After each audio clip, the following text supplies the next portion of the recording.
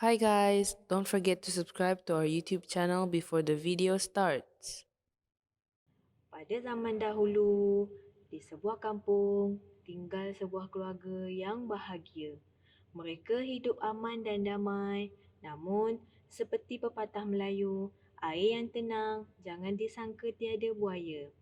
Pak Ali mempunyai dua orang isteri yang bernama Kundu dan Labu. Dia juga mempunyai anak perempuan yang bernama Bawang Merah dan Bawang Putih. Bawang putih ialah anak kepada Mak Kundur, manakala bawang merah anak kepada Mak Labu. Mak Labu dan bawang merah sangat rajin bekerja. Setelah kematian Pak Ali, hidup Mak Labu dan bawang merah sentiasa dihantui oleh suara Mak Kundur yang sering memarahi dan menyuruh mereka melakukan semua kerja yang terdapat di rumah. Amboi Labu, kamu sudah pandai mencuri tulang. Kenapa tidak dibasuh sekali baju aku dan putih? Kundo, bukan kakak tidak mahu basuh baju kamu. Kakak tidak tahu baju kamu ada yang perlu dibasuh. Ha, ambil ni dan pergi basuh. Sambil melemparkan baju ke muka Mak Labu. Kakak penat, Kundo. Bagilah kakak berehat. Ada je alasan. Pada suatu hari, ketika Mak Labu sedang mencuci pakaian di tepi perigi, Mak Kundo datang lalu menolak Mak Labu sehingga masuk ke dalam perigi itu. Tolong, tolong. Merah, tolong Mak Merah. Tolong, tolong. Mak Kundo hanya melihat Mak Labu sedang kelemasan dengan hati yang puas. Matilah kau Labu. Hari menjelang petang, Merah kelihatan risau kerana memikirkan ibunya yang tidak pulang dari membasuh baju sejak pagi. Mana mak ni? Kenapa tidak pulang-pulang? Puas Merah bertanyakan kepada jiran-jirannya mengenai Mak Labu, namun seorang pun tidak melihat Mak Labu di mana-mana. Mak Kundur sedar yang Merah sedang mencari ibunya, namun dia berpura-pura bertanya kepada Merah. Merah, apa yang kamu menungkan tu? Merah risaukan mak, makcik. Sudah berapa hari mak tak pulang? Alah, pergilah masuk tidur. Pandailah emak kau balik nanti. Merah pun tidur dan telah bermimpi yang ibunya datang. Merah, mak sudah tidak ada lagi di dunia. Mak Kundo kamu telah menolak mak ke dalam perigi semasa mak sedang membasuh baju. Pergilah kamu ke perigi itu. Mak sentiasa ada bersama kamu. Merah terjaga daripada tidur keesokan harinya dan terus pergi ke perigi yang dinyatakan dalam mimpi. Dia memanggil-manggil emaknya dan menangis di tepi perigi. Merah terlihat ada seekor ikan di dalam perigi.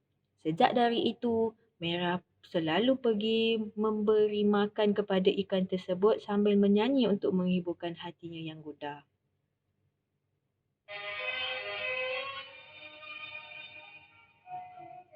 Wahai perigi, perigi, airnya biru. Disebabkan Putih dan Mak Kundur yang selalu tidak senang dengan apa yang dilakukan oleh Mak Labu dan Bawang Merah, mereka suka mencari jalan untuk menyakiti keduanya. Sedang Merah duduk memberi makan kepada ikan yang dianggap ibunya, Putih telah melihat dan bergegas pulang untuk merancang sesuatu yang jahat bersama ibunya.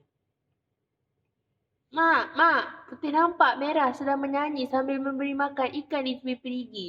Dia memanggil-manggil nama mak di situ, mak. Apa sahajalah yang dibuat si Merah ni. Tak apa, esok kita suruh dia ke pekan. Terus kita akan tangkap ikan tu dan masak.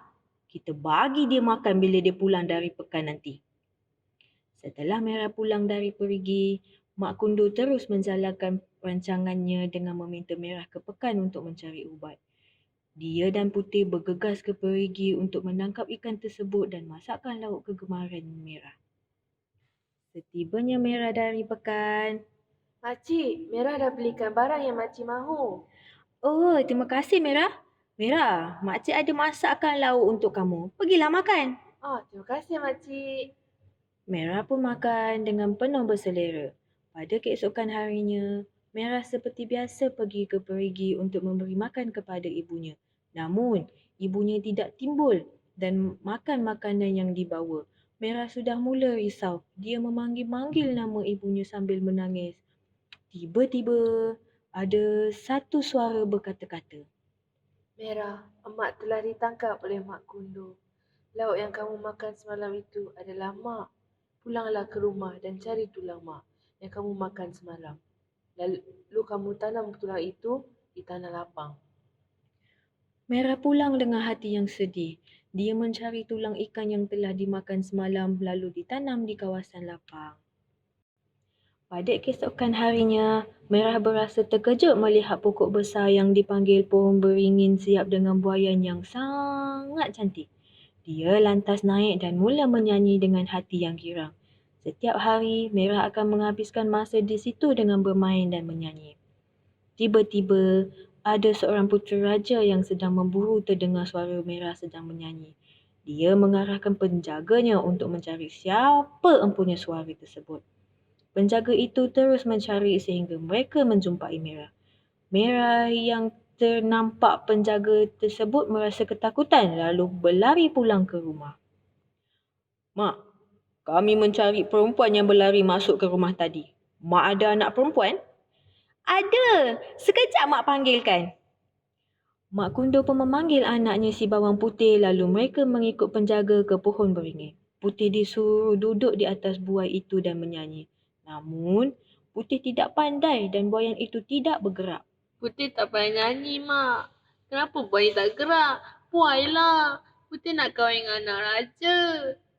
Mak Kundo mula berasa gusar.